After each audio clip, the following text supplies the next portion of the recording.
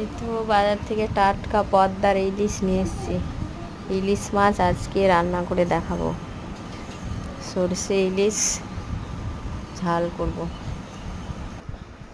ইলিশটা কেটে নিয়েছি। টাটকা ইলিশ দেখো লাল টকটক করছে। এইখানে সরষা কাঁচা লঙ্কা নিয়েছি, আর এই তো মাছ ভাজা হয়ে গেছে। মাছ ভাজা হলে ওখানে আমার এই মশলাগুলো পেস্ট করা হয়ে গেছে। ওই তেলেই কাঁচা লঙ্কা দিয়ে দিলাম,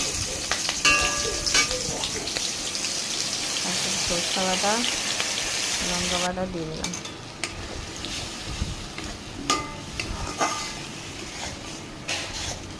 অল্প নারকেল বাটা গেছে, সামান্য নুন, স্বাদ মতো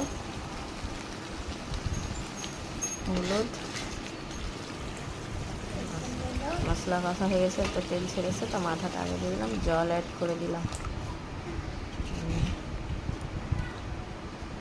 এই যতটা পরিমাণ মতন ঝোল দিলাম। পোস্ত বাটা নারকেলের দুধ দিয়ে দিলাম অ্যাড করে। পোস্ত বাটা নারকেলের রান্না। এই দেখো কি সুন্দর লাগছে দেখতে, একদম দেখে খাওয়ার ইচ্ছে করছে।